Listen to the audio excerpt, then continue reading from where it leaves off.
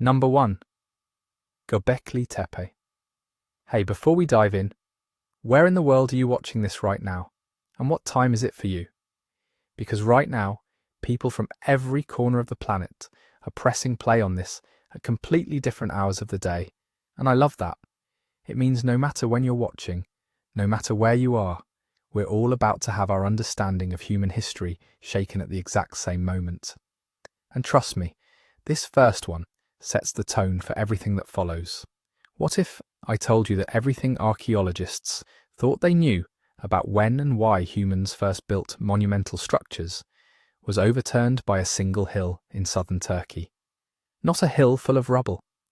A hill full of massive, deliberately carved stone pillars, arranged in precise circles, buried underground, and quietly waiting for us to find them for more than 10,000 years. This is Göbekli Tepe, and it should not exist. For decades, the accepted story of early humanity went something like this. Hunter-gatherers were nomadic, survival-focused, and completely incapable of organising the kind of collective labour required to construct large-scale monuments. Settled life came first, the thinking went. Agriculture, then villages, then religion, then temples. That was the sequence, that was the rule. Göbekli Tepe didn't just bend that rule, it snapped it in half. The site was first noticed in the 1960s when a survey flagged the area as potentially interesting. But it was German archaeologist Klaus Schmidt who, in 1994, looked at the limestone slabs jutting from the ground and immediately understood he was standing on something extraordinary. Schmidt would go on to dedicate the rest of his life to excavating this place, and what he uncovered stunned the entire archaeological world. Buried beneath the hilltop were enormous circular enclosures, each one built from T-shaped limestone pillars, some of them standing up to 6 meters tall and weighing between 10 and 20 tons. These weren't rough, unworked stones.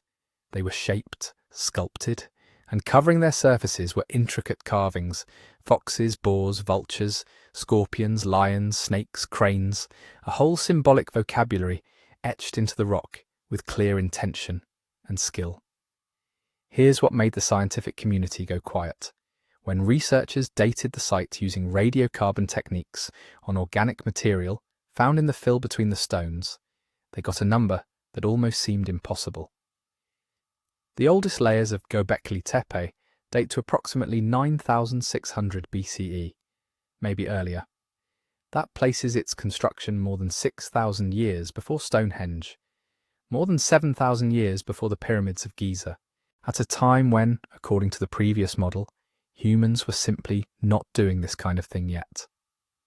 And the people who built it, almost certainly hunter-gatherers, there is currently no confirmed evidence of permanent settlement or large-scale agriculture at the site during its earliest phases. Which raises a question that researchers are still wrestling with.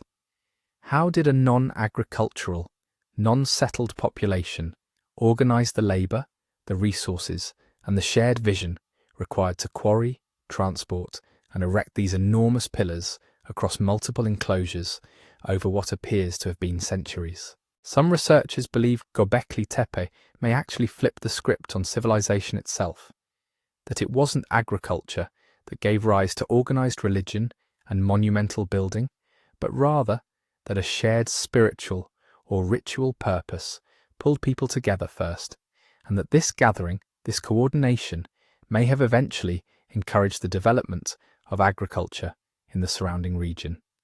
The site sits remarkably close to one of the areas where early wheat domestication is thought to have occurred. Coincidence? Possibly, possibly not. As for what the site actually was, that debate is far from settled. Schmidt himself called it a temple, a sanctuary, a place where distant groups came together for ritual purposes.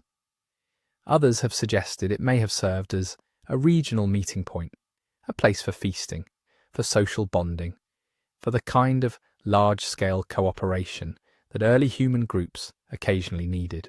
Still others point to the specific animal carvings and their potential symbolic meanings, suggesting the enclosures may have been tied to specific clans or totemic groups, each pillar representing something cosmological or ancestral that we simply don't have the cultural key to decode anymore. What we do know is this. At some point, the builders of Göbekli Tepe made a deliberate decision to bury it. The enclosures were intentionally filled in with debris, bones, tools, stone fragments, and covered over. Why, nobody knows, but the act of burying it, counterintuitively, is exactly what preserved it so perfectly for us to find. More than 90% of the site is still unexcavated. What's already been uncovered has rewritten textbooks. What's still underground could rewrite them again. Göbekli Tepe doesn't give us easy answers. It gives us harder questions a priori about how early humans thought, what they believed, how they organized themselves, and how far back the story of human complexity really goes. And if the very first entry on this list is already dismantling what we thought we knew, just wait until you see what's coming next. Number 2, the Antikythera mechanism. In the year 1900, a group of Greek sponge divers got pushed off course by a storm and took shelter near the small island of Antikythera, sitting between mainland Greece and Crete. While they waited out the weather, one of them dove into the water and found something that would take over a century for the world to fully understand. A shipwreck. Ancient, Roman era, as it turned out. And scattered among the amphorae, the bronze statues, and the corroded debris of a vessel that sank sometime around 60 BCE, there were fragments of something that nobody could immediately explain. The fragments looked like rock at first, heavily corroded, fused together, almost indistinguishable from the encrusted wreckage surrounding them. They were pulled up, catalogued, and largely set aside, while the more visually dramatic finds, the bronze youth, the marble sculptures, grabbed the headlines. It took years before anyone looked closely enough at those greenish calcified lumps to realize they weren't just more corroded metal. They were gears, interlocking, precisely cut, mechanically sophisticated gears, and the device they belonged to would eventually be called the most complex object to survive from the ancient world. This is the Antikythera mechanism, and it should not exist. For decades after its discovery, the fragments sat in the Athens National Archaeological Museum, while researchers argued about what they were even looking at. It wasn't until 1951 that British historian Derek de Solla Price began the serious work of analysing the device, and what he found left him, and eventually the broader scientific community, genuinely astonished. Price eventually concluded, after years of study, that the mechanism contained at least 30 individual bronze gears, all working together in a system of extraordinary precision. Later imaging technology would push that estimate even higher.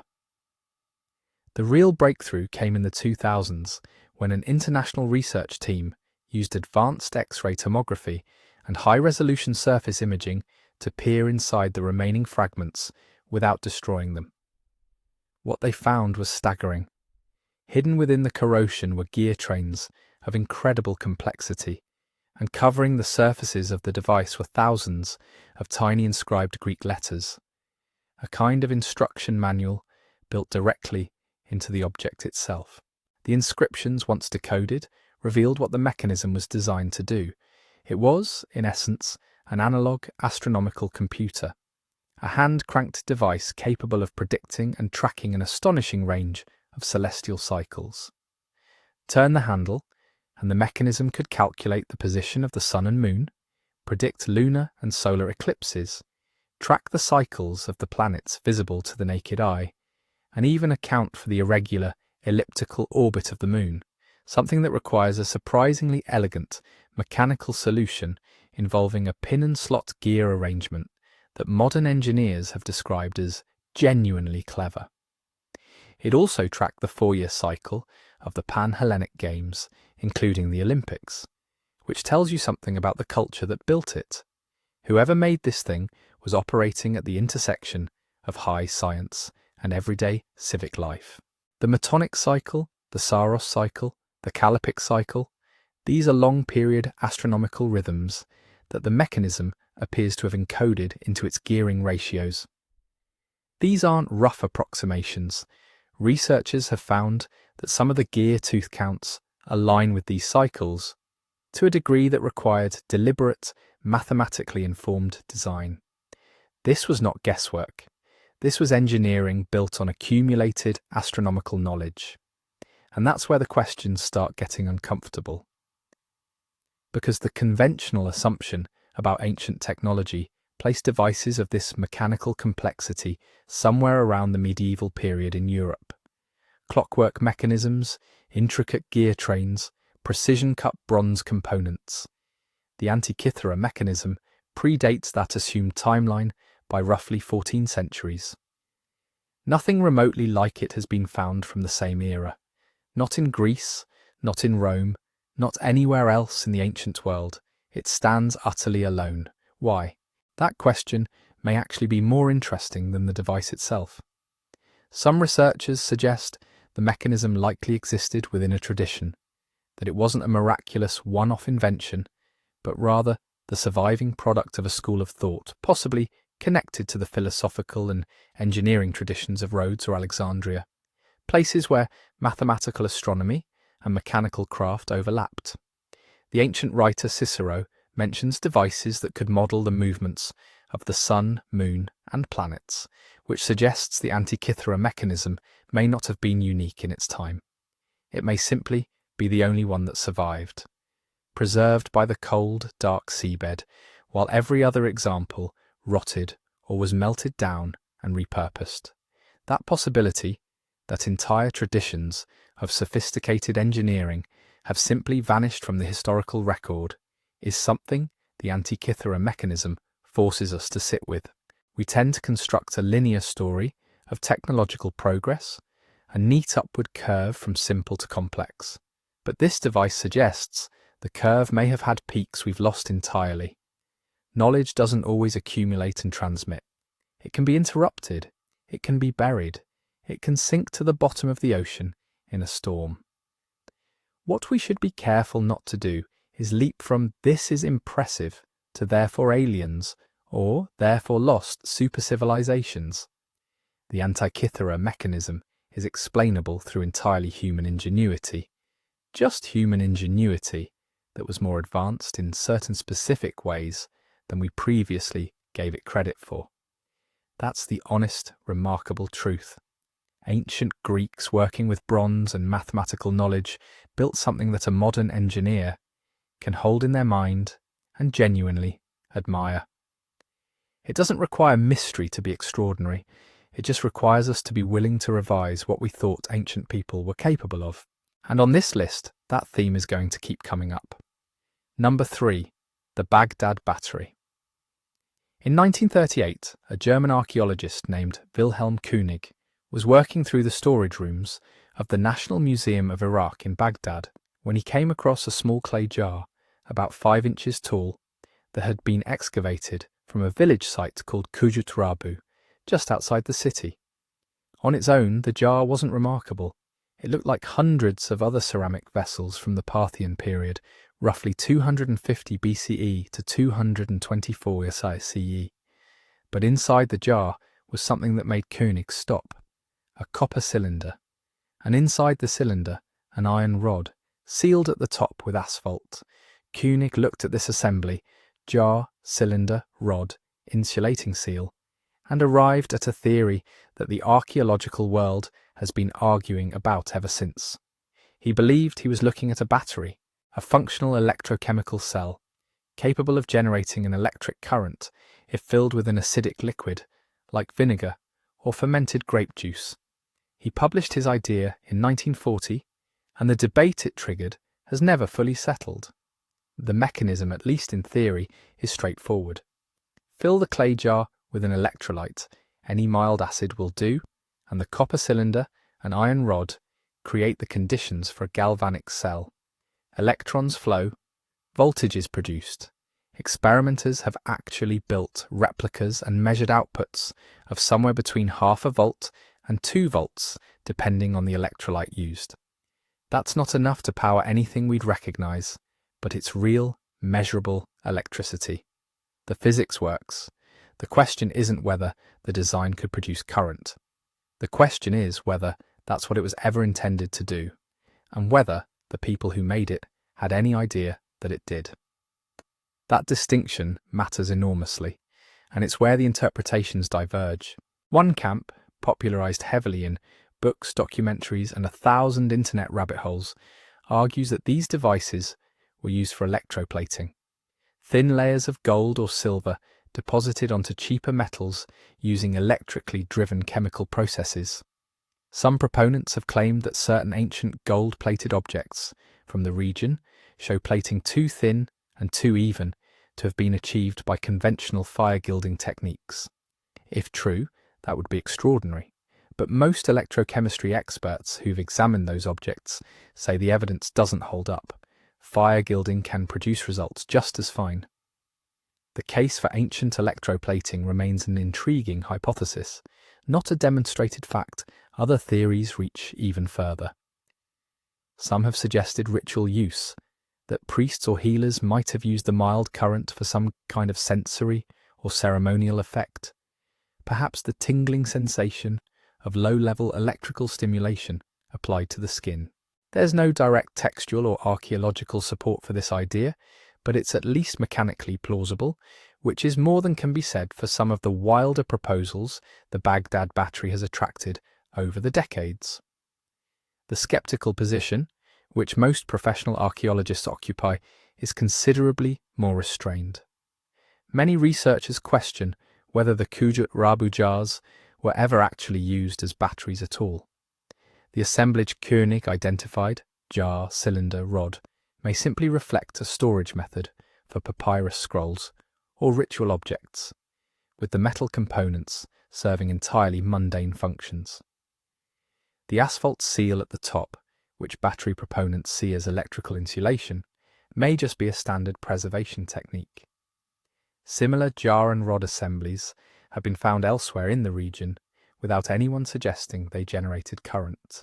And crucially, there is no ancient text, no inscription, no pictogram, no secondary artifact that unambiguously depicts the use of electricity in Parthian Mesopotamia. None. If a civilization was regularly producing electric current and using it for industrial or ritual purposes, you'd expect some trace of that knowledge to survive. So far, it hasn't. That absence doesn't prove the battery theory wrong. Absence of evidence is not always evidence of absence, especially in a region whose archaeological record has been fragmentary at best and catastrophically disrupted at worst. But it does mean we're working almost entirely from the physical object itself, and physical objects are frustratingly silent about intention. What makes the Baghdad battery so compelling as a cultural phenomenon, separate from its archaeological reality, is what it represents in a particular kind of historical imagination. It has become a flagship exhibit in the museum of what some writers call forbidden technology. The idea that ancient peoples had access to knowledge that mainstream history has erased or suppressed. The battery fits neatly into that narrative because it looks functional. You can hold a replica in your hand, drop it in a jar of lemon juice, and measure voltage with a cheap multimeter. That tangibility makes it feel like proof of something. It feels like a smoking gun. But the honest assessment is that we have a design that could work as a battery, in a context where we have no evidence it was used as one, surrounded by a rich tradition of speculative interpretation that has far outrun the actual data. That gap between what the object is and what people want it to mean tells us as much about our own desires as it does about the ancient world. We want ancient people to have been secretly advanced. We want there to be hidden chapters in human history. Those desires are understandable. The past is genuinely full of surprises, but the Baghdad battery for now is best described as a genuinely puzzling object whose purpose remains unresolved, rather than a confirmed relic of ancient electrical engineering. What it is, without question, is a reminder that our picture of the ancient world is still incomplete. And on this list, that reminder is far from over. Number 4. the Piri Reis map. In 1929, a German theologian named Gustav Deissmann was sorting through a pile of old manuscripts in the palace of Topkapi in Istanbul when he unrolled a piece of gazelle skin and realized he was looking at something that shouldn't exist. It was a map, a world map, dated 1513, signed by an Ottoman admiral named Piri ibn Haji Mehmed, better known as Piri Reis. That alone was interesting, but it wasn't what made the map famous. What made it famous were the coastlines. On the surviving fragment, you can clearly see the western coasts of Europe and Africa, and opposite them, a jagged landmass labelled as the New World. Parts of South America, especially the eastern coast, are drawn with a level of detail that seems shockingly accurate for a map made barely 20 years after Columbus first crossed the Atlantic. Some sections line up with modern coastlines far better than you'd expect from the age of guesswork and dead reckoning. And then there's the bottom of the map. At the southern edge of the parchment below South America, Piri drew another sweep of land, curving, ice-free, detailed with bays and inlets. For some viewers, especially in the mid-20th century, that looked like something impossible. It looked like Antarctica. The story that grew from that is one you've probably heard in some form. That Piri Reis, an Ottoman sailor in the early 1500s, somehow had access to incredibly ancient source maps. Maps drawn thousands of years earlier, when Antarctica was supposedly ice-free. Maps created by a lost, advanced civilization that charted the globe long before our history says anyone could have. The actual parchment is much less dramatic, and in some ways, far more interesting. First, what are we really looking at? The Piri Reis map as we know it is not a complete world map. It's a fragment, roughly a third of the original. The part we have shows the Atlantic, from the west coast of Africa and Europe, across to the Caribbean, and down the eastern side of South America. The rest is gone, cut away at some unknown point in time. We don't know how far north or south the original extended. We don't know exactly how Piri tied his Atlantic to the rest of the known world. What we do know, because he tells us directly, is that this wasn't his original work. Along one edge, Piri wrote notes in Ottoman Turkish explaining how he made it. He says it was compiled from about 20 charts and mappae mundi, and lists some of them. 8 maps from Ptolemy's tradition, an Arab map of India, 4 Portuguese maps of the Indian Ocean and China, and most famously, a map drawn by Columbus in the western region. He even mentions ancient maps drawn in the time of Alexander the Great. That's where a lot of the myth-making starts. Those notes are catnip for anyone looking for hints of hidden knowledge. Ancient maps from the time of Alexander easily become prehistoric charts from a forgotten civilization in the hands of a writer who wants them to. Columbus's map expands into a whole secret archive of ultra-precise global cartography jealously guarded by orders of navigators. And once you accept that premise, every accurate-looking line on the parchment stops being a good guess and becomes evidence of something impossible. But there's another way to read this artifact, and it starts with the simple fact that by 1513, the Ottoman Empire was not some isolated backwater fumbling in the dark. It was a maritime superpower. The Ottomans had fleets in the Mediterranean and the Red Sea. They were fighting the Portuguese for control of the Indian Ocean. They had pilots, navigators, and cartographers who were in active contact with European sailors, North African corsairs, and merchants coming up from the West African coast. Piri Reis himself was a working seaman. He sailed with his uncle, the corsair Kemal Reis, who raided Spanish and Portuguese ships. Those captured ships often carried charts. So when Piri says he used Portuguese maps and a chart by Columbus, that fits the historical moment perfectly. Early 16th century European navigation had already produced surprisingly good coastal outlines for parts of South America and the Caribbean. The Portuguese in particular were becoming experts at running the line of coasts they'd barely set foot on, using repeated voyages, dead reckoning, and latitude observations to refine their charts over time. The sections of the Piri Reis map, that seem too good for 1513, like the bulge of Brazil, can often be explained as the Ottomans having access to European charts that simply haven't survived in European archives. Maps on paper don't last long at sea. They get soaked, torn, updated and thrown away. The Ottomans copying a now lost Portuguese or Spanish chart is not impossible knowledge. It's exactly what you'd expect from a state that prized captured nautical intelligence. That still leaves the southern mystery. Is the landmass at the bottom of the Piri Reis map really Antarctica? Most professional cartographers and historians say no, and their reasons are frankly unglamorous. For one thing, the coastline doesn't actually match Antarctica very well. If you squint and ignore scale, you can line up a few bays and promontories with parts of Queen Maud Land or the Antarctic Peninsula, but you can do the same kind of squinting match between a random ink blot and almost any coastline on Earth. Detailed statistical comparisons between the Piri outline and modern maps tend to show weak correlation. For another, we have no evidence of anyone reaching Antarctica or even seeing its coastline in 1513. European encounters with the far southern waters come much later in the age of James Cook and beyond, and even they didn't chart an ice-free shore. Antarctica has been under a thick ice sheet for at least hundreds of thousands of years.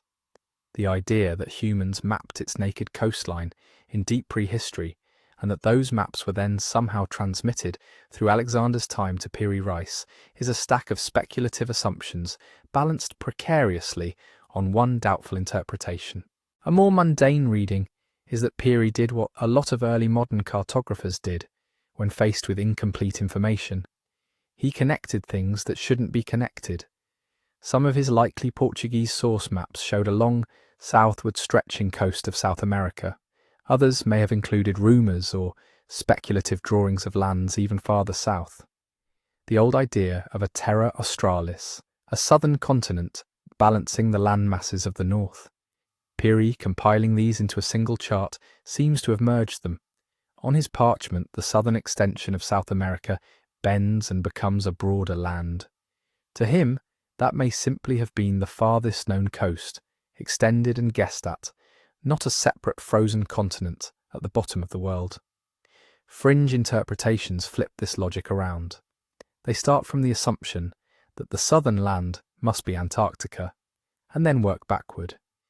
If Piri drew Antarctica, he must have had older, more accurate maps.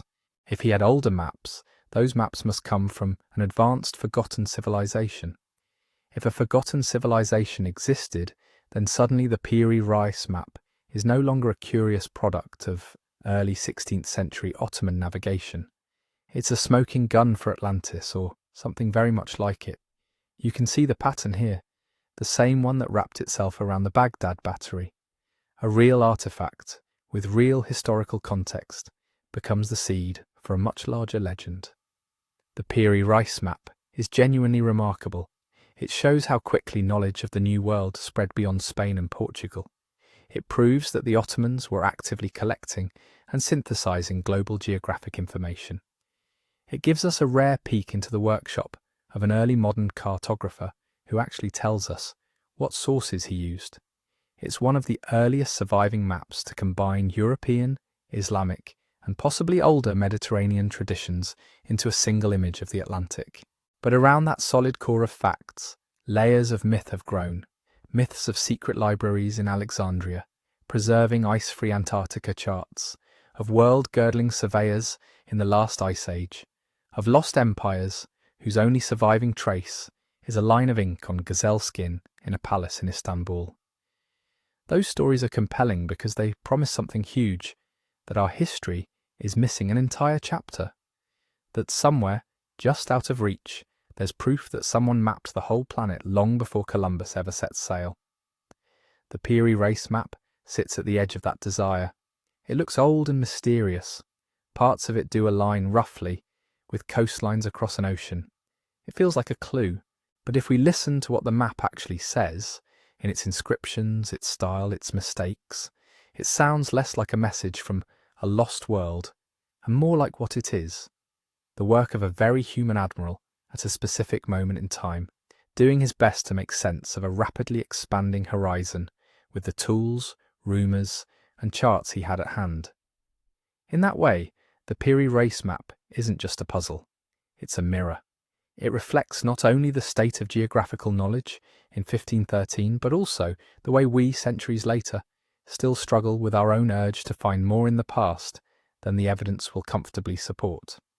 And on this list, that tension between artifact and imagination is only going to get sharper. Number 5. Roman dodecahedrons. Imagine sifting through a field in northern France or digging under a Roman fort in Britain, and you pull out something that looks like it belongs in a fantasy tabletop game, not in a soldier's kit from almost 2,000 years ago. A small bronze shape about the size of a golf ball, 12 flat faces, each pierced with a circular hole of a different diameter. On every corner, a little knob or ball, like the tip of a stylized star. No markings, no inscription, no instructions. You'd probably assume that once you sent it to a museum, someone would say, "Ah, yes, that's a Roman such and such, used for," and fill in the blank. But nobody can. Because these things, known today as Roman dodecahedrons, are some of the most stubbornly unexplained artifacts from the ancient world. So far, around 100 or so have been found. Not in one special temple, not in the ruins of some secret school of engineering, but scattered across what used to be the northwestern provinces of the Roman Empire. Britain, Gaul, the Germanic frontier, parts of Switzerland, Belgium, the Netherlands. They show up in fields, in hoards, in military sites, in civilian settlements. Bronze, sometimes very well made, sometimes a bit rough, always with that same basic design. 12 pentagonal faces, 12 holes, 20 vertices, 20 little knobs. For something that appears so distinctive, you'd expect the pattern of their distribution to scream an answer. It doesn't. But it does whisper some tantalizing clues. First, geography. These objects are strangely absent from the Roman heartland. You don't find them in Rome itself, or in the rich archaeological layers of southern Italy, or in North Africa, or the eastern Mediterranean, where Roman engineering and craftsmanship are also well documented. They're a frontier phenomenon, clustering in the northern and western edges of the empire. Second, time. Most of them date from roughly the 2nd to 3rd centuries AD. That puts them squarely in the high imperial period, long after Rome had standing armies, complex trade networks, and a bureaucracy that wrote about almost everything. If they were official equipment, a standardized tool, or a widely used ritual object, odds are someone, somewhere, would have written down what they were for. Yet in all the surviving Roman texts we have, no author clearly describes them. No handbook, no engineer's manual, no religious calendar says, use your dodecahedron like this. Not even a snarky poet making fun of someone for playing with one. That silence is one of the things that makes these objects feel like they shouldn't exist. Not because they're technologically impossible, but because they seem to have slipped through the cracks of Roman memory. They are ubiquitous enough to show up again and again in the ground, but not quite important enough to leave a mark in the literature. And so we are left with the thing itself, sitting in a display case, daring us to guess. People have been guessing for more than a century. One set of theories comes from the world of tools and measurement. Look at those holes. They're not all the same size. On some pieces you compare opposite faces and see that each pair has a specific relationship in diameter. That's catnip for anyone who likes geometry. Maybe, some have proposed, it was a surveying instrument. Hold it up and look through 2 aligned holes to sight a specific angle.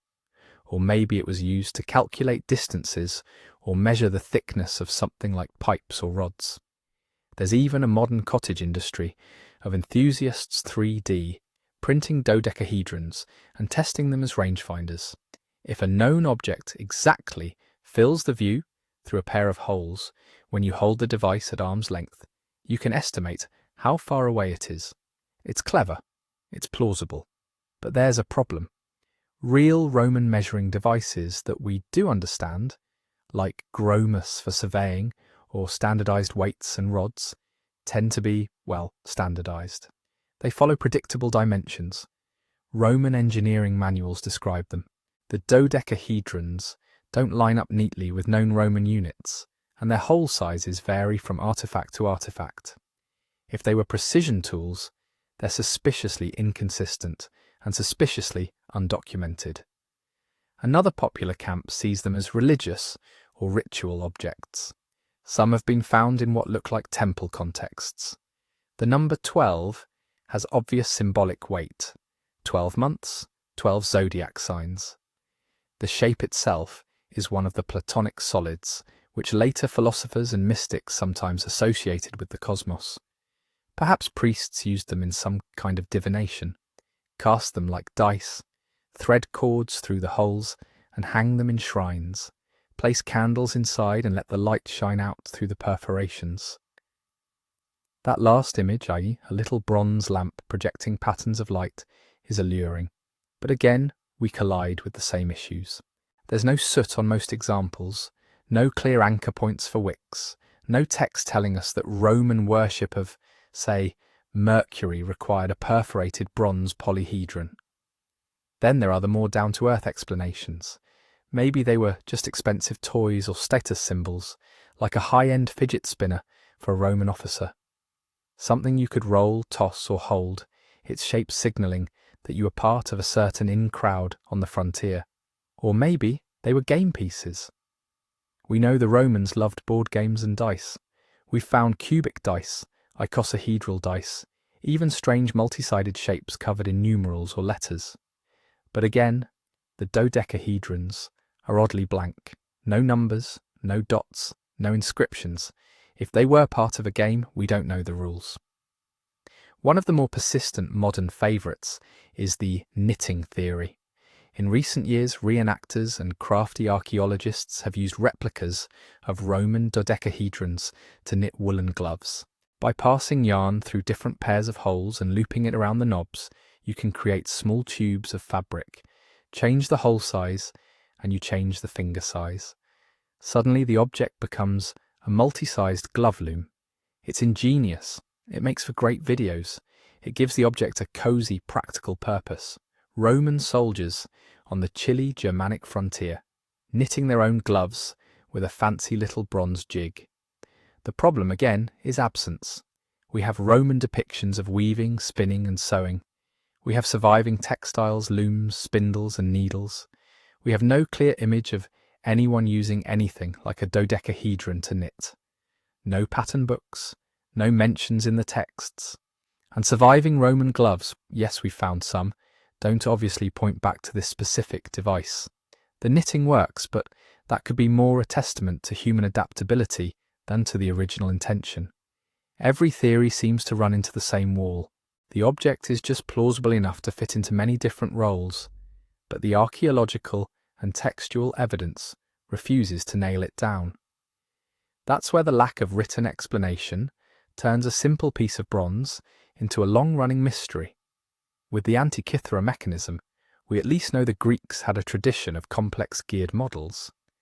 With the Baghdad battery, we can compare it to other known vessels and written experiments with electricity. The Pyri race map literally has annotations explaining its sources. The Roman dodecahedron just sits there. No inscription saying, property of the Surveyors Guild. No carved dedication to a god. No maker's mark telling us whether this was mass-produced in some frontier workshop or meticulously handcrafted as an individual commission. We are forced to do what humans do when confronted with silence, project our own ideas into the gaps. For archaeologists, that's both exciting and frustrating. On the one hand, these objects remind us how much of daily life in the ancient world simply doesn't make it into the official record. People used things, played with them, worshipped with them, and tossed them aside without imagining that 2 millennia later, strangers would be arguing about their purpose. On the other hand, the dodecahedrons are a cautionary tale. Because they're so visually striking and so underexplained, they attract increasingly elaborate narratives, secret Masonic-style measuring tools, encoded astronomical calculators for determining sowing dates from star positions, devices for exactly calibrating Roman artillery. Each idea solves a problem in the minds of its supporters. It makes the weirdness go away. But maybe the weirdness is the point. Not in the sense that they must be alien artifacts or relics of an impossibly advanced lost culture, but in the sense that ordinary-looking objects can become some of archaeology's strangest puzzles simply because context has evaporated. Their mystery doesn't lie in breaking the laws of physics. It lies in how easy it is for something to slip, in just a few generations, from obvious everyday tool to nobody has any idea. Today, if you dropped a USB stick or a VR headset into a field and someone dug it up in 2,000 years without any surviving documentation, they could probably figure out it was manufactured, but not necessarily why it mattered. Was it sacred? Was it for games? Was it for science? Without a manual, we'd be watching them go through the same contortions we're going through with these little bronze polyhedra. Roman dodecahedrons occupy that space perfectly. They are too deliberate to be random art, too widespread to be one-off curiosities, too variable to be precision standards, and too silent to tell us what they were. So they sit in glass cases in museums from London to Bonn, tiny 12-sided question marks from the Roman frontier. We can hold them, measure them, model them, even knit gloves with them, but for now at least we cannot make them talk. And as we move on to the next item on this list, it's worth keeping that in mind. Sometimes the most shocking discoveries aren't the grand temples or the massive statues. Sometimes they're the quiet, ordinary-sized things carved into rock or cast in bronze that force us to admit how much we still don't know about the people who came before us. Number 6. The Longyou Caves. By now we've talked about strange little objects that sit in museum cases and refuse to explain themselves. So let's flip the scale completely. Imagine an entire underground world, meticulously carved by human hands, and somehow almost nobody seems to remember doing it. That's the feeling you get with the Longyou Caves in eastern China. For centuries, the people living near the village of Xi'an in Zhejiang province knew about some deep water-filled ponds. They were just there. Local legend said they were bottomless. Kids grew up hearing that story. People fished in them. Nobody drained them. Nobody thought to ask whether those dark surfaces were hiding something impossible. Then in 1992, one local farmer decided to test the myth. He and a few others rented a pump and started lowering the water in one of the ponds. They expected rock, mud, maybe some old trash. Instead, as the water level dropped, walls appeared. Not random rock faces, but clean, vertical walls. The more they pumped, the stranger it got. Pillars, platforms, stairs, a ceiling. By the time they'd fully drained that first pond, the villagers weren't looking at a natural pool anymore. They were standing inside a vast man-made cavern, and then they tried another pond, same thing, another, again. Over the following months, they discovered an entire cluster of huge, intricately carved underground chambers lurking beneath what everyone had assumed were ordinary, natural bodies of water. Today, at least 24 of these caves are known, and that alone would be remarkable. But it's the scale and precision that really makes archaeologists stop and stare. Each cave is enormous. We're talking about individual chambers covering hundreds, sometimes thousands of square meters, with ceilings up to 30 meters high. Some estimates suggest that, taken together, the Longyou Caves involved removing hundreds of thousands of cubic meters of rock, all carved out of hard sandstone, not some soft, chalky material you can scratch away with your fingernails. Inside, you don't just see rough, hacked-out walls. You see geometry, flat planes, sharp angles, and enormous stone pillars left in place to hold up the ceilings, like the supports of some buried cathedral. In a few caves, there are staircases, raised platforms, and what look like tall stone beds or benches carved from the floor itself. But maybe the oddest detail is what you see when you look closer at those walls and ceilings. They're covered, almost everywhere, with incredibly regular parallel chisel marks, a repeating pattern of fine diagonal grooves, like someone has carefully combed the stone. And they're not random. The direction of the markings often stays consistent within a chamber, and even across surfaces that meet at awkward angles. This is where Longyu starts to feel like it shouldn't exist, not because it's impossible to carve stone, but because the sheer consistency of those tool marks implies an astonishing amount of labour and planning. Pick any one of those caves. To hollow it out, ancient workers would have had to chip away stone block by block, load it out, haul it somewhere else, and then after doing all that rough work, go back over nearly every surface with smaller tools to create those neat line textures. One study tried to ballpark the effort involved. Depending on the assumptions, you get numbers like 1,000 workers labouring non-stop for years just for a subset of the caves.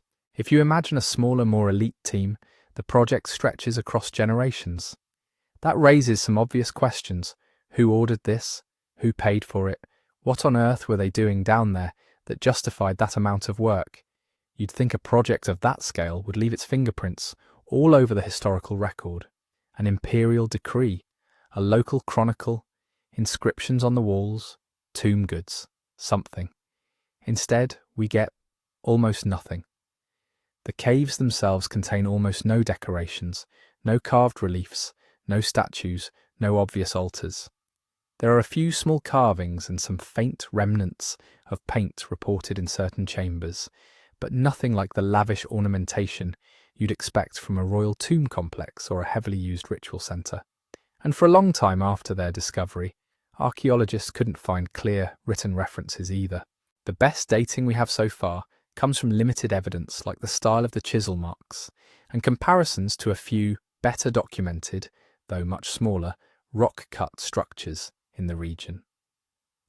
Most scholars who have weighed in tentatively place the construction somewhere around the late Qin to early Han period, roughly 2,000 years ago, but that's far from universally agreed on and is based on indirect reasoning.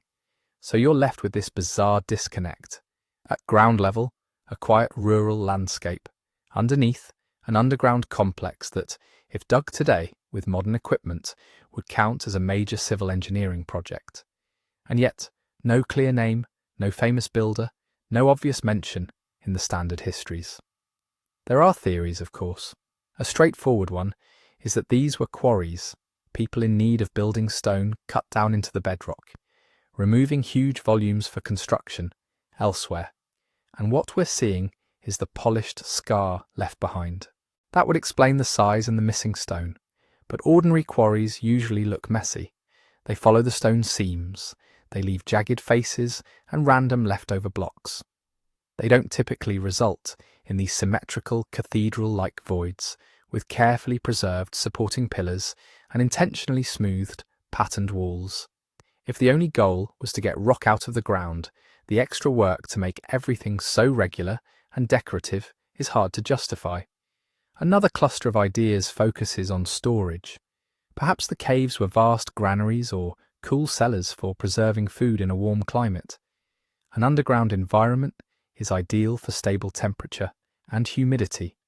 Giant state-run granaries are known from Chinese history, so the idea is not inherently far-fetched. Yet again, the details get in the way. There are no obvious storage fixtures carved into the rock. No bins, no anchoring points for shelves, no thick residue layers you might expect from centuries of grain or other commodities. If they were used for storage, they left surprisingly little trace of it. Then there's ritual use. Maybe these were underground temples or spaces associated with some now-lost mystery cult or elite funerary practice. The scale, the hidden nature, and the careful finishing could all point in that direction. In some ancient cultures, cavernous underground spaces symbolized entry into the underworld or the womb of the earth. But again, compared to known ritual sites from Chinese history, the Longyu caves are strangely bare. No obvious altars carved into prominent positions, no clear inscriptions naming gods or ancestors. And while some suggest that paintings or wooden ritual elements could have decayed away, it's still peculiar to have such a huge, engineered space with so little firm evidence of what it hosted. A variation on this theme sees the caves as some kind of elite project, maybe an emperor's private retreat or emergency hideout, or water management installation tied to a vanished above-ground complex. It's possible that whatever stood on the surface has long since eroded, been built over or destroyed, leaving us with the basement level of something that made sense in its own time. If that's true, it would at least partially explain the engineering ambition. Ancient China did produce massive earthworks, canals and palaces under centralized direction. The idea that a powerful patron could command thousands of workers to hollow out a mountain is consistent with other grand projects. What's less consistent is the silence. Grand imperial enterprises were usually sources of pride or, at the very least, complaint. Officials wrote about them. Poets referenced them. Some hint usually survives. One thing almost every researcher agrees on is that the engineering itself is impressive, but not magical. You don't need lasers or lost high technology to carve sandstone. Iron tools, patience, and a lot of organised labour will do the trick. The tool patterns and geometry can be explained with methods known in ancient China. The real shock lies not in the physics, but in the context, or rather, the lack of it. You have a multi-cave complex that demanded planning, logistics, safety considerations, and a clear design vision.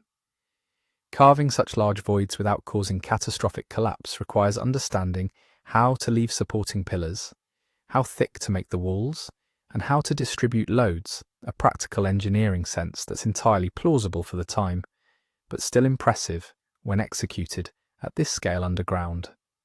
Yet when we try to plug Longyu neatly into the standard narrative, this is clearly a textbook example of X. It doesn't quite fit. It feels like someone has torn out the relevant pages and left only the diagrams. That's where we have to be careful. It's tempting to leap straight from, we don't know why this was built, to, this must overturn everything we think we know about history. The caves feel out of place because our picture is incomplete, not necessarily because the builders were impossibly advanced or came from some forgotten civilization with secret technologies. What we can say with some confidence is this. At some point in the last couple of thousand years, a highly organized group of people in eastern China decided to invest an enormous amount of labor into carving a hidden, geometric world beneath their feet. They did it with enough skill that the chambers have survived, waterlogged but intact, into the modern era. And for reasons we still don't fully grasp, they left that world unremembered in the stories and texts that made it to us. When the pumps finally exposed those first dry floors in 1992, the villagers of Xi'an were the first humans to walk there in perhaps 2 millennia, stepping into a silence carved in stone. From small bronze enigmas on the Roman frontier to massive underground caverns in rural China, patterns keep emerging. Human beings are capable of extraordinary projects, practical, ritual, or symbolic, that can vanish from memory surprisingly fast. And as we move on to our next mystery, keep that in mind. Sometimes it's not the overtly high-tech object that shakes our assumptions, but a carved bird sitting quietly on a shelf, asking very awkward questions about what exactly the ancients thought could fly. Number 7. The Saqqara bird. If you went hunting for the secrets of ancient aviation, you probably wouldn't expect to find them hiding in a drawer in Cairo. But that's more or less how this story starts, with a small wooden figure pulled from an Egyptian tomb, quietly relabeled and forgotten for decades, until someone really looked at its shape and said, "Hang on, that doesn't look like any bird I know." Back in 1898, during excavations at the vast necropolis of Saqqara south of Cairo, archaeologists uncovered a lot of what you'd expect from an Egyptian burial. Coffins, shabti figurines, amulets, bits of furniture, ritual objects. Somewhere in that mix was a 6-inch carved object, made of sycamore wood, with a body, a tail, and a pair of wings. It was catalogued as wooden bird, and at first glance that makes sense.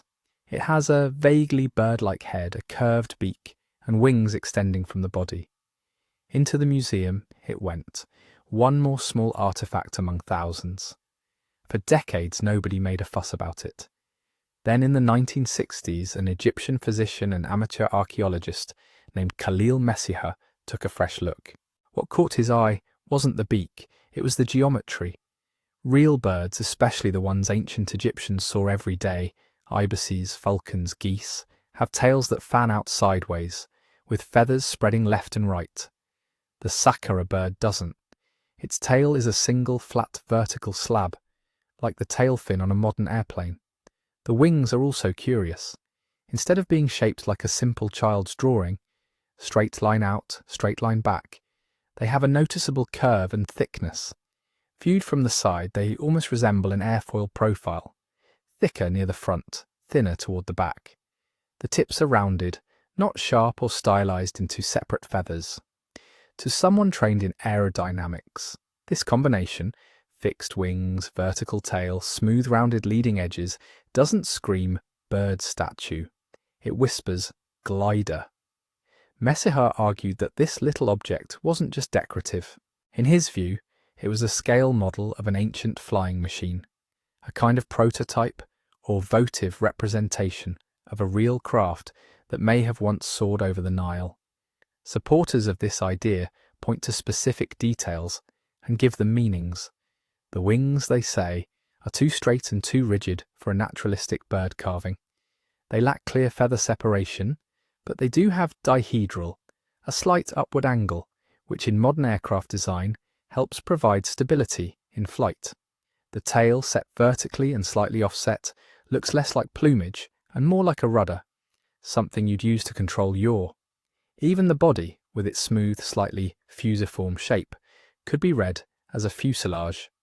From this perspective, the sakara bird becomes tantalizing, evidence that ancient Egyptians understood principles of lift, drag, and stability to a degree we don't usually associate with Bronze Age civilizations.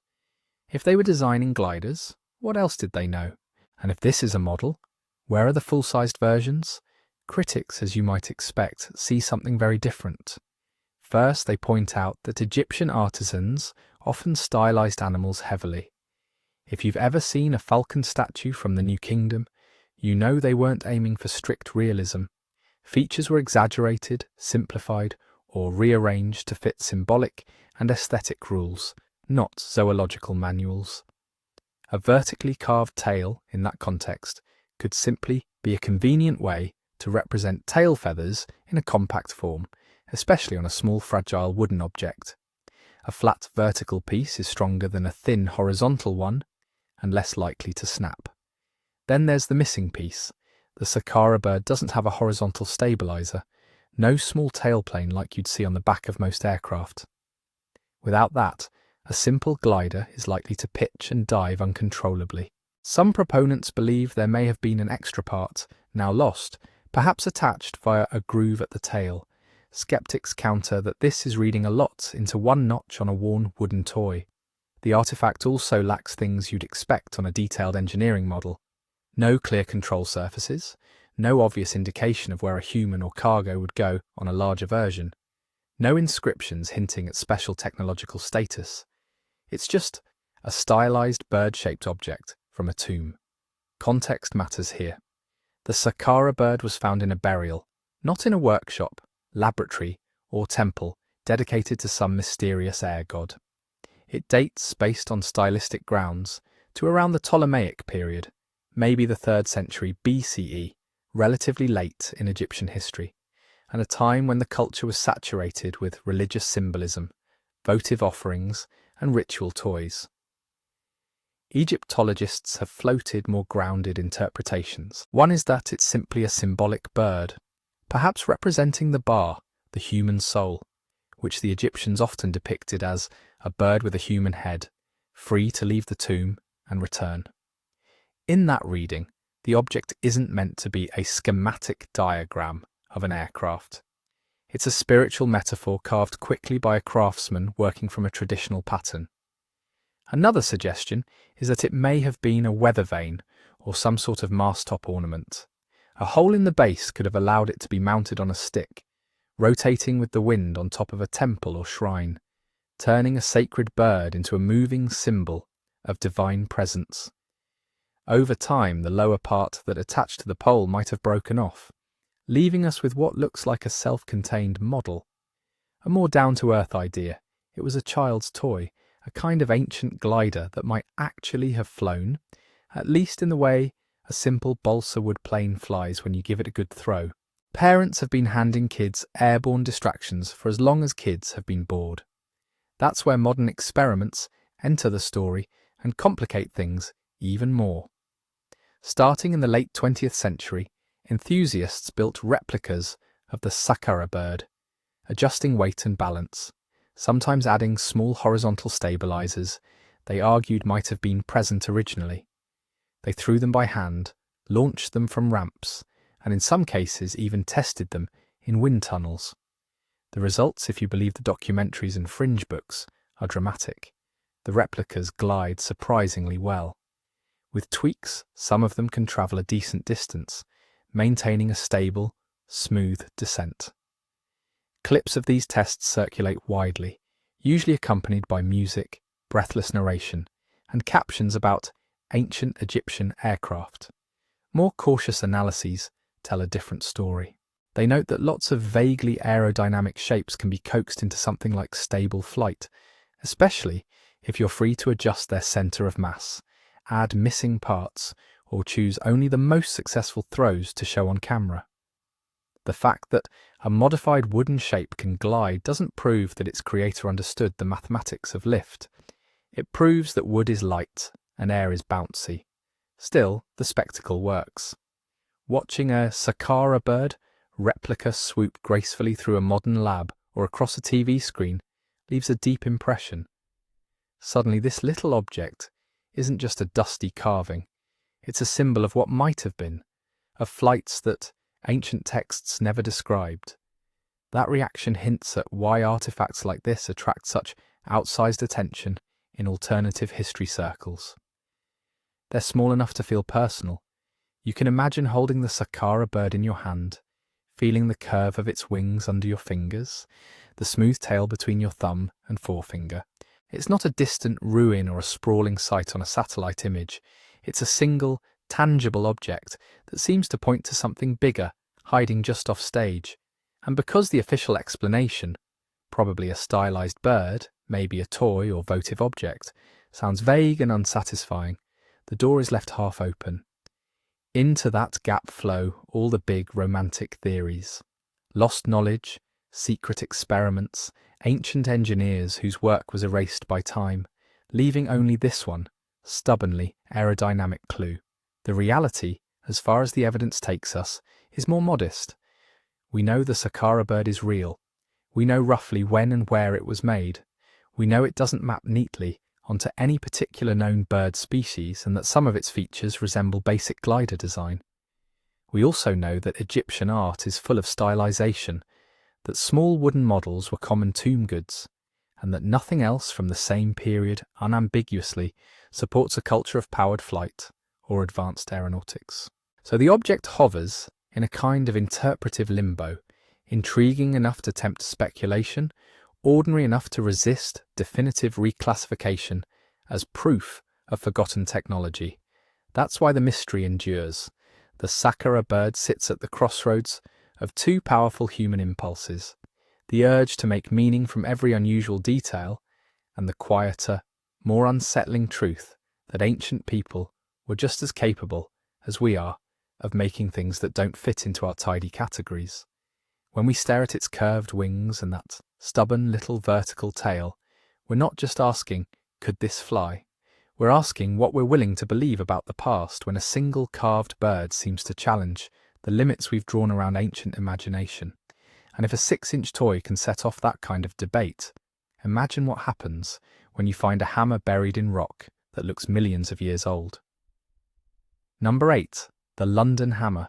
If you were going to pick one object to prove that our entire timeline of Earth's history is wrong, you could do worse than a hammer stuck in stone. Metal where it shouldn't be. trapped inside rock that's supposedly millions of years old. Human technology locked in ancient geology. On the surface, it feels like the kind of thing that could crack history wide open. That's the promise of the London hammer. Not London, England, London, Texas. The story usually starts in the early 1930s. A couple named Max and Emma Hahn were out walking near a waterfall close to the small town of London in central Texas. In some versions, they were on a cliff. In others, along a creek bed. Either way, the core detail is the same. They spotted a strange elongated rock with a piece of wood sticking out of it. Curious, they took it home. Years later, someone broke the rock open, and that's when the impossible part appeared. Inside the surrounding stone was a metal hammerhead, with the wooden handle still embedded in it. Not just pressed against it, but apparently enclosed by it, like a fly in amber. The wood was partly mineralized. The metal looked clean. The rock around it seemed ancient. From that moment on, the London hammer stopped being a family oddity and started its second life as a star in creationist pamphlets, fringe archaeology books, and late-night documentaries. You can see why.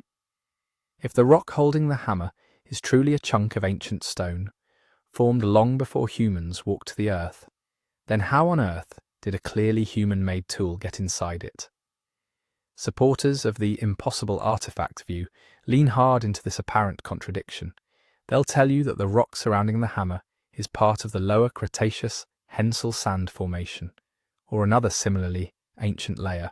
In standard geology, that would put its origin at roughly 100 to 140 million years ago, when dinosaurs still dominated the planet and mammals were tiny, timid creatures in the underbrush. Yet the hammer itself looks ordinary. Its design is consistent with 19th century American tools, a long, almost cylindrical wooden handle, and a relatively small metal head with one blunt striking face and another tapered, chisel-like end. It's not shaped like a Bronze Age artifact or a Roman implement. It looks, frankly, like something you could find in an old barn. To defenders of young Earth timelines or alternative histories, that contrast is the hook. They argue that if the hammer is genuinely encased in rock that old, then one of two things must be wrong. Either the geological dating of the surrounding material is wildly off, or human technological history started millions of years earlier than anyone admits. In some tellings, this becomes evidence for a pre-flood world, or an advanced antediluvian civilization wiped out by catastrophe. Their tools fossilized in primordial sediments. They also point to a few intriguing details. Chemical analysis, they say, shows the hammerhead is made of a very pure iron with a small percentage of chlorine and sulfur, and virtually no carbon. They claim this represents an unknown ancient metallurgy, somehow resistant to corrosion. They note that the exposed part of the hammerhead shows only minimal rusting, despite allegedly enormous age. They frame this as proof that whoever made it knew techniques we've lost. And of course, they emphasize the visual shock factor. A hammer inside rock looks like a smoking gun. Clear, simple, unambiguous. You don't need a degree in geology to see that something weird is going on. But geology, as it usually does, has its own, much less dramatic story. When geologists and skeptically minded researchers have looked more closely at the London hammer, several things stand out.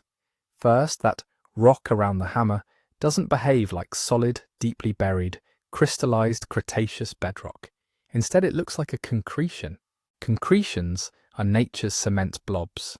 They form when minerals, often carried by water, slowly precipitate around a nucleus, a shell, a bone fragment, a piece of wood, a rusty nail, almost anything.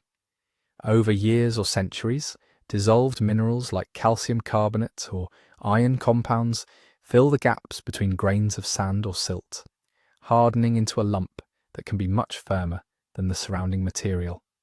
To the untrained eye, a concretion can look like a mysterious rock ball with something impossibly old inside it. To a geologist, it's more like a natural cast, a modern object encased in relatively young mineral deposits that just happen to sit on, or near, older bedrock. Nothing about concretions requires millions of years. Some can form in decades under the right conditions. Think of stalactites in caves or mineral encrustations on pipes and ships. Water plus dissolved minerals plus time equals rock-like coatings in surprisingly short order. Seen in that light, the London hammer stops being a hammer inside 100-million-year-old rock and becomes a 19th century tool that got wrapped in a 19th or 20th century concretion sitting on top of much older strata. Then there's the hammer itself.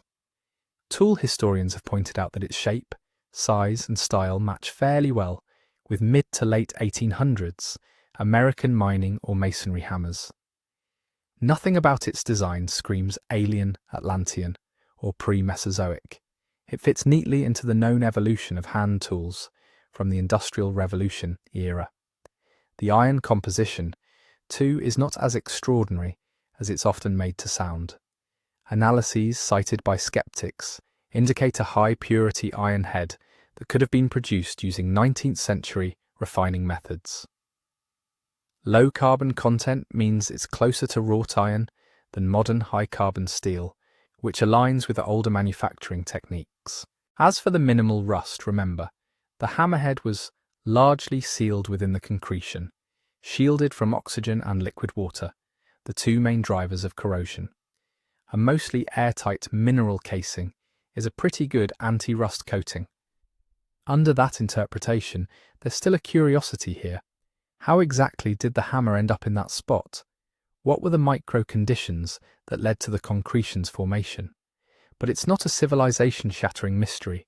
It's a neat geological oddity, not an anomaly in the fossil record of technology. And yet, when you look into the London hammer, you run into a different kind of problem. Provenance. Archaeologists care deeply about context. Where exactly an object was found, in what layer, in association with what other materials, documented by whom and when. That surrounding information is how you date and interpret artifacts with any confidence. With the London hammer, that context is fuzzy. There's no formal excavation record, no field notes from a trained geologist or archaeologist who carefully mapped and photographed the find in situ.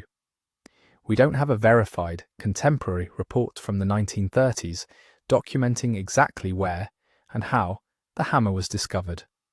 Instead, we have memories, retellings, and later reconstructions of the story, many of them filtered through the lens of people already invested in proving a particular worldview. At some point, the hammer was acquired by a creationist group and displayed in a small museum dedicated to out-of-place artifacts. Much of what gets repeated about its discovery and dating traces back to that circle, not to independent scientific publications. That lack of hard provenance makes it nearly impossible to answer the key question scientifically. Was the hammer truly encased within undisturbed ancient rock, or was it simply part of a concretion that formed around a modern object lying on an exposed surface?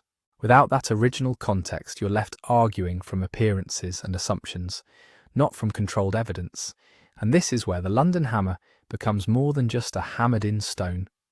It becomes a case study in how sensational stories spread faster than careful analysis. 100-million-year-old hammer rockets around the internet. It fits perfectly into headlines and memes. You can show a dramatic photograph, add a shocking caption, and watch the shares roll in. Likely 19th century hammer, encased in a relatively recent concretion formed on Cretaceous bedrock, doesn't have quite the same viral punch. The sober, cautious explanations involve nuance, the difference between the age of the surrounding formation and the age of a concretion, the importance of provenience, the subtleties of iron composition, the way human memory reshapes stories over decades. Those details demand patience, and they rarely generate clicks, so the louder narrative wins. The London hammer is celebrated in books with titles about forbidden archaeology and mysterious origins, while the geologic explanation sits quietly in specialist articles and skeptical blogs. Yet if you step back, this odd little tool does something useful for us as viewers. It draws a bright line between two different kinds of mystery. On one side, you've got genuine unresolved puzzles, sites like Göbekli Tepe, whose complexity arrives earlier than our old models expected. Mechanisms like the Antikythera device, whose sophistication challenges assumptions about ancient Greek engineering. In those cases, we have solid context, multiple lines of evidence, and real gaps in our understanding that professional scholars actively debate.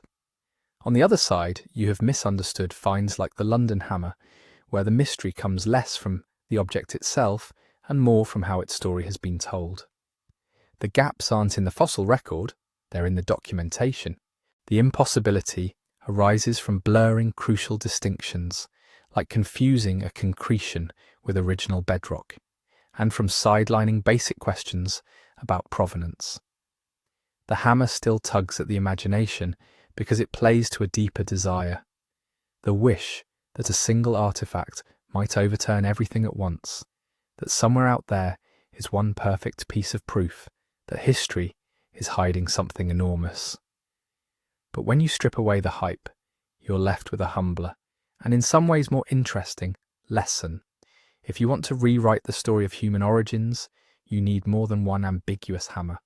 You need patterns, sites, layers, and artifacts that speak the same strange language over and over again, under the harsh light of peer review. Until then, objects like the London hammer sit in a kind of twilight zone, not evidence of time-travelling blacksmiths or dinosaur-era miners, but a reminder of how easily our sense of wonder can be steered by incomplete information and a good headline. And if a single context-poor hammer can spark that much controversy, imagine what happens when you find dozens of perfectly shaped stone spheres scattered across a tropical landscape, with no clear answer to who made them or why. Number 9. The Costa Rica stone spheres. Scattered across the green lowlands of southern Costa Rica, half buried in soil and tucked into pastures and gardens, are hundreds of smooth, almost perfectly round stones. Some are the size of a tennis ball, others are as big as a small car. The largest weigh more than 15 tons. Locals call them las bolas, the balls. On paper, that sounds simple enough. In person, they look wrong. Not wrong like the London hammer, where a modern object seems trapped in ancient rock. Wrong in a quieter way. You're walking through what used to be a dense tropical forest, an area with no monumental architecture like Egypt's pyramids or Mesopotamia's ziggurats, and then out of the ground rises a flawless stone sphere, as if a sculptor with laser-guided tools had dropped it there yesterday. No inscriptions, no faces, no obvious function. Just geometry, executed with unsettling precision. The modern story of these spheres begins in the 1930s and 40s, when the United Fruit Company moved into Costa Rica's Diquis Delta to clear land for banana plantations. Workers burning and bulldozing the jungle started hitting stone. At first it was just rocks in the way. Then they noticed the shape. Huge grey balls, some arranged in lines, others grouped in clusters, sitting in and around what archaeologists later recognised as ancient settlement sites.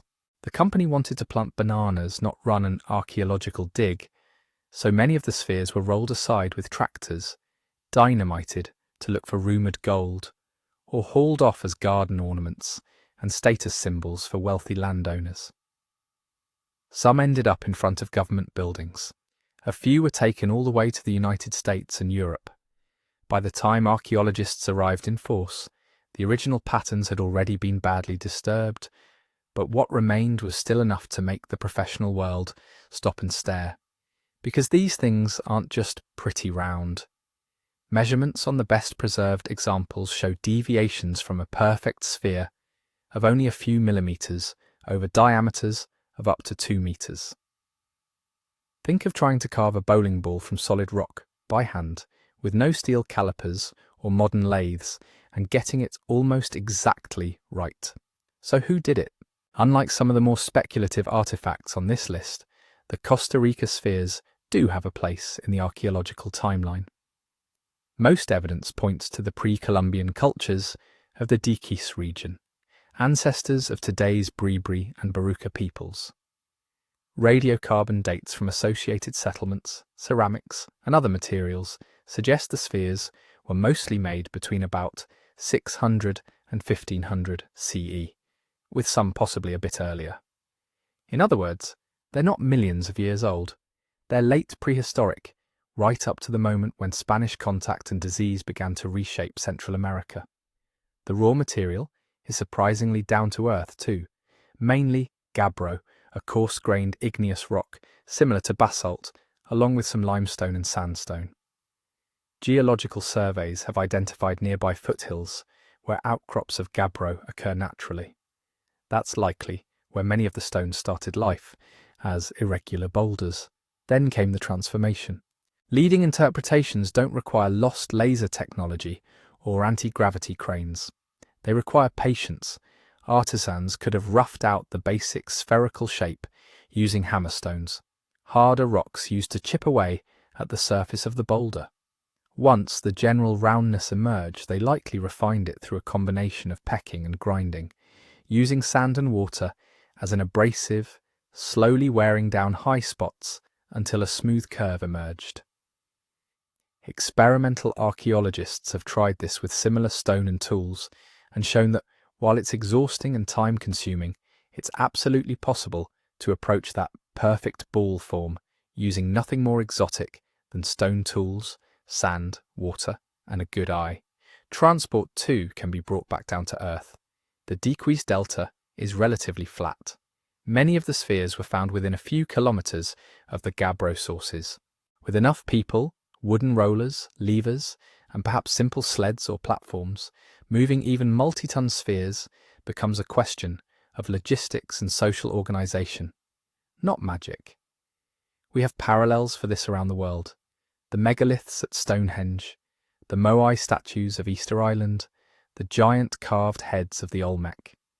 Human beings have a long history of dragging absurdly heavy rocks across landscapes when they really care about whatever those rocks represent. So if the how is challenging but technically solvable, the bigger mystery is why. Why invest hundreds or thousands of hours carving stones into near-perfect spheres, only to place them in open courtyards, along causeways, or on the edges of plazas? Archaeologists have documented spheres positioned in front of house mounds, aligned along what appear to be processional routes, and grouped near important settlements. Some may have been placed in pairs or in linear arrangements that echo social hierarchies or cosmological ideas. One theory suggests they symbolized status and power. If you could command the labor needed to produce and move a massive stone sphere into your plaza, that told everyone who walked past that you were someone worth noticing. Another interpretation sees them as markers of space, territorial or ceremonial.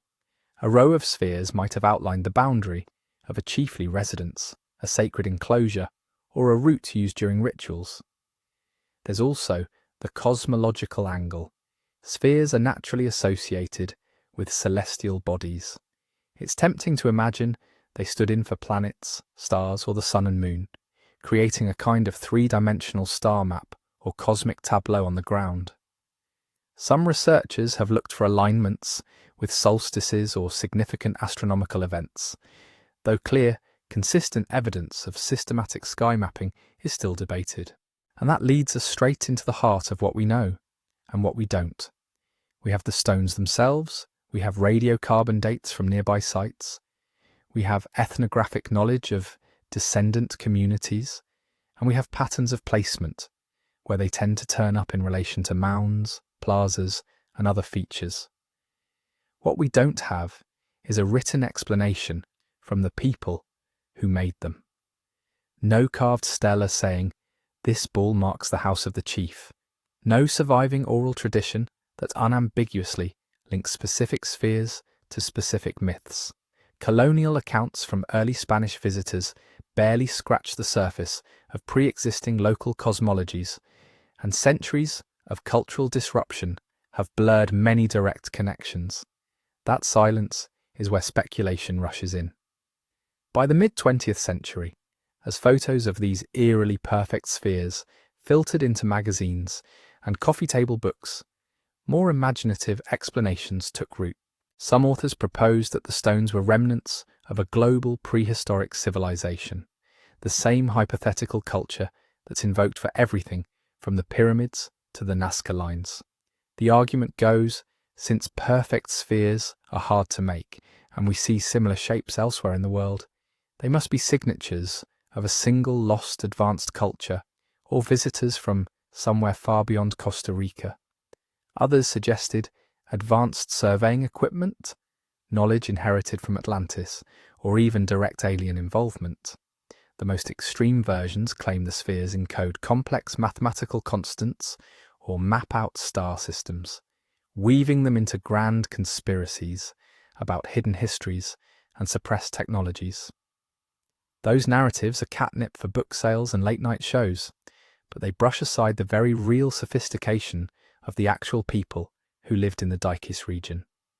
Because when you look closely, a different picture emerges. The styles of the spheres match local stoneworking traditions. They're found integrated into known pre-Columbian settlements, alongside pottery, metalwork, and other artifacts that fit squarely within established cultural horizons. Their distribution is local and regional, not global. The raw materials are tied to nearby quarries, not exotic imports from half a world away. In that context, the spheres don't look like orphaned fragments of some vanished super-civilization. They look like the apex of a local aesthetic and symbolic tradition, a form that communities in this specific part of Costa Rica embraced and elaborated on over centuries. Are there still genuine questions? Absolutely. We don't yet have a single definitive model that explains every sphere's placement and meaning. Some may have been moved in antiquity, just as many were dragged around in the 1900s.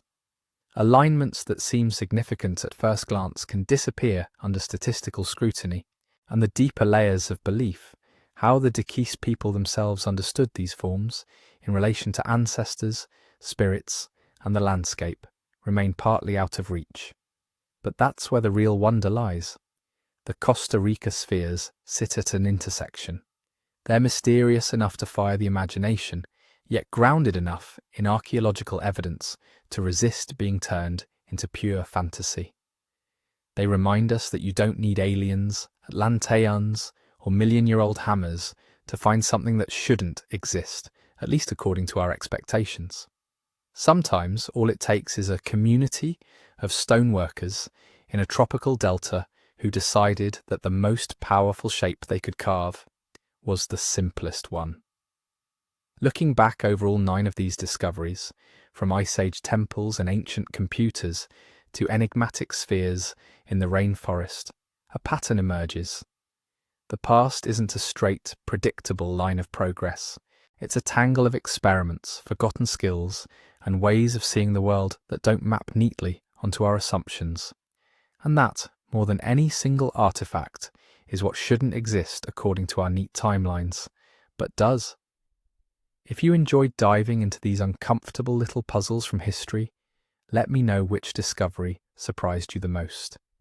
Hit like if you want to see more deep dives into the strange corners of archaeology, subscribe so you don't miss what's coming next, and tell me in the comments where in the world you're listening from, because the next great mystery might be buried closer to you than you think.